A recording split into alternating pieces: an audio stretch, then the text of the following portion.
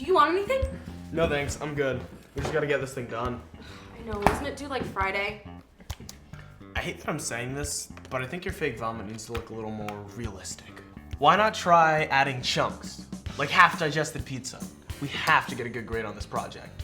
So what you're saying is you want more on the ground passed out in their own vomit. I thought you'd never ask. Yeah, but it is a major way people die after drinking. Okay, fine, I'm sorry. But I have my new vomit that is a bit more tasty. So I hope this makes up for it.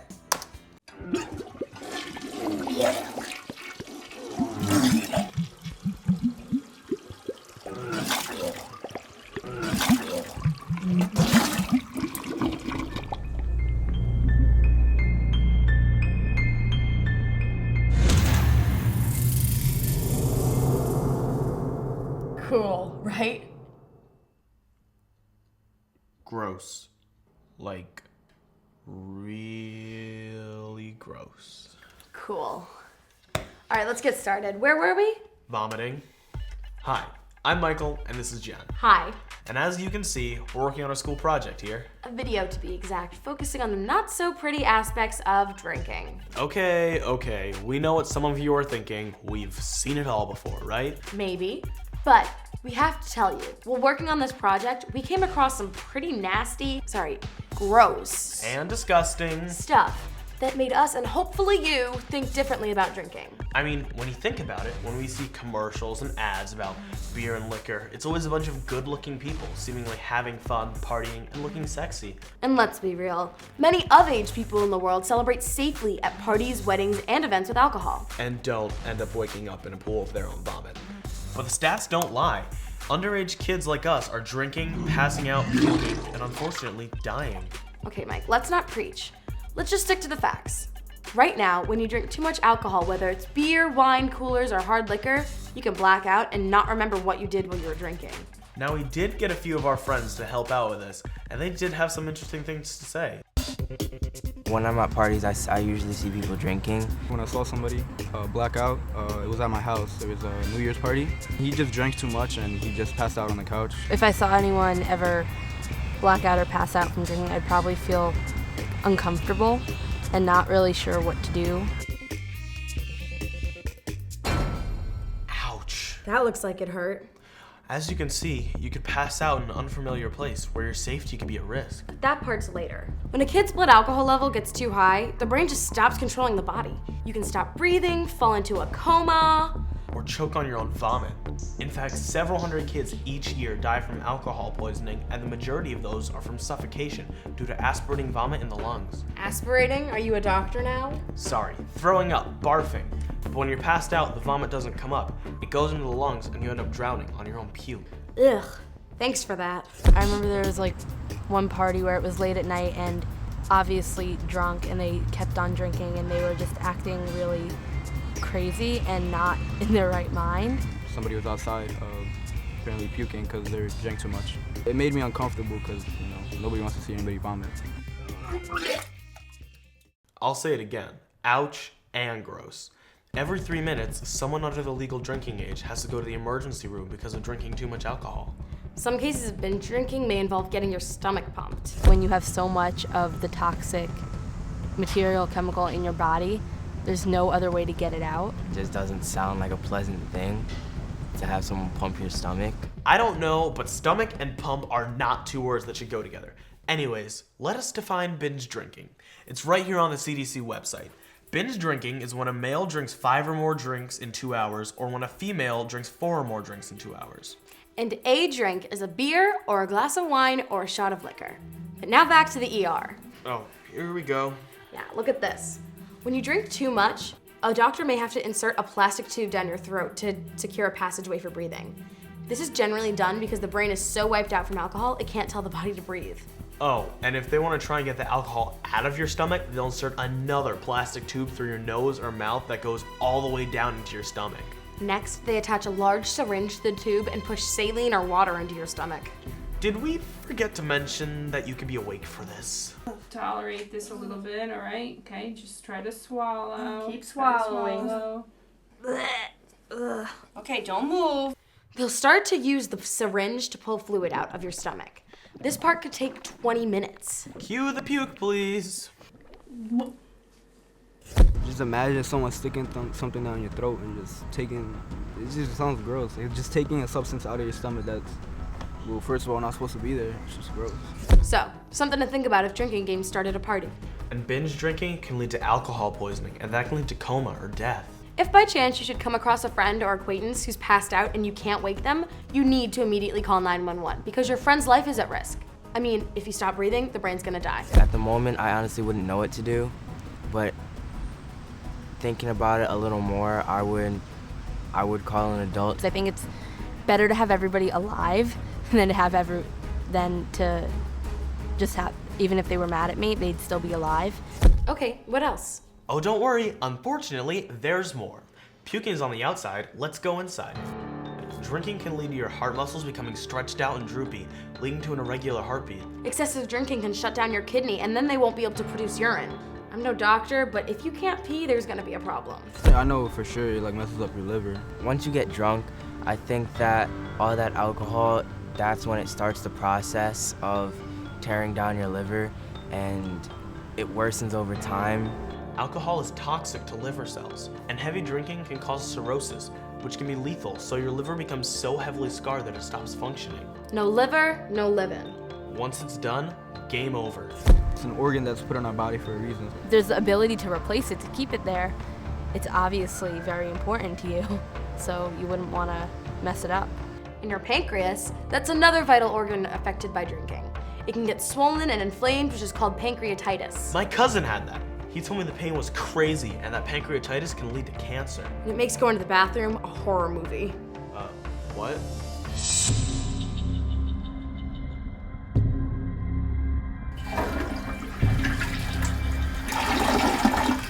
That is nasty. I didn't even know it could be that color.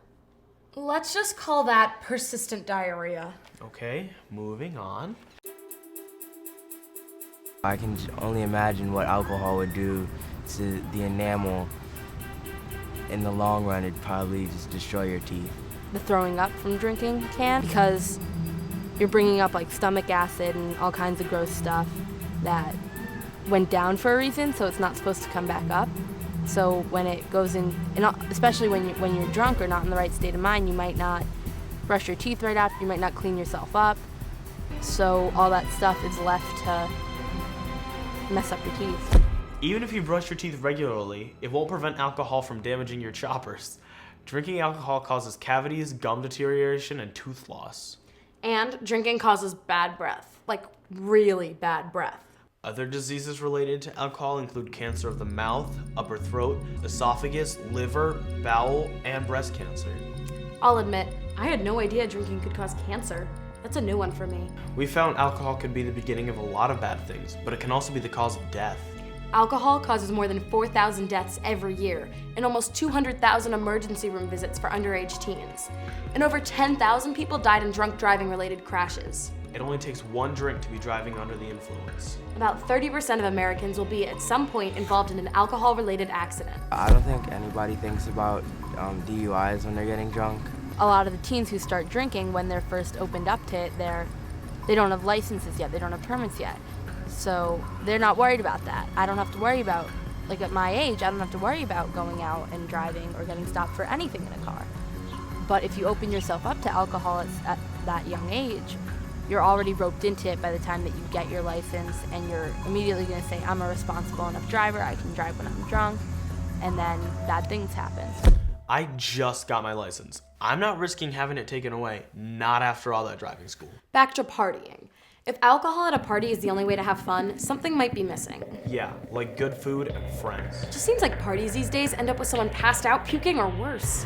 It almost seems like getting wasted is like a badge of honor. You definitely don't need alcohol to have a good party. There's no need for alcohol to kind of make anything better, because everything is already kind of how it was planned out. Good parties, loud music, a lot of people. People now, they think that alcohol can help to add to the party atmosphere because it loosens people up, but if you let the party go on and people are laughing and people are having a good time, they're going to loosen up in a similar way.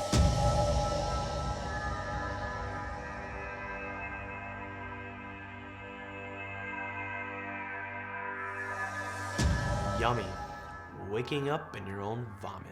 I mean, did you see that kid? He had like a piece of... No, I know. Stick to the script. And what about the hangovers?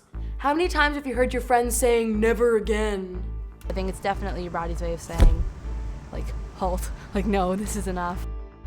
If I woke up like that, I just wouldn't feel comfortable. I wouldn't want to go out. I wouldn't want to show anybody.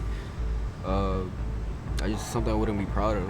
When you break your leg or when you hit yourself on something, your body is in pain, or when you get a paper cut, it's in pain because it's saying, this isn't a good idea, don't do this anymore. So when you get a hangover, your body's saying, I'm in pain from this, you don't want to do this to me again. And these hangovers can last for a good day or two, not to mention all the brain cells you killed in the process. I don't even remember what happened. It was awesome. Hangovers make you overly sensitive to light and sound. Sarah, time to get up. Sarah! The room spins, you're thirsty, you're tired, and your head is killing you. And you've probably woken up way earlier than usual because of all this, and you have to puke again. Luckily, sometimes you wake up in a toilet. Hopefully it's been flushed. I doubt it. Some people are still drunk when they wake up, and that is not a good place to be in the morning. I mean, is it a party if you're passed out? And who knows what could happen with a bunch of drunk people around and you're out of it? I don't even want to get into what could come of that. Not to mention all the deaths every week from all this binging and drinking games. Kids like us are dying. Moms, dads, brothers, and sisters are devastated, and families are broken apart, all because of the crazy amounts of alcohol consumed. Aren't parties for fun? Puking, passing out, dying? Maybe not so fun. Are we done yet? Almost, but not quite. Some people drink so much they get addicted to alcohol. And remember, alcohol is a poison to the body. It's an ingredient in a lot of things that you're not supposed to drink or are supposed to use to clean things. Your immune system is kind of weakening because of the alcohol, and it's just not a good thing. If it changes a person's personality, the way they act, the way they talk, I guess it's a poison. You like whatever sensation it gives you, and maybe when something bad happens in your life, you say, oh, well, having a drink will make me feel better. It gives me a distraction, a better feeling.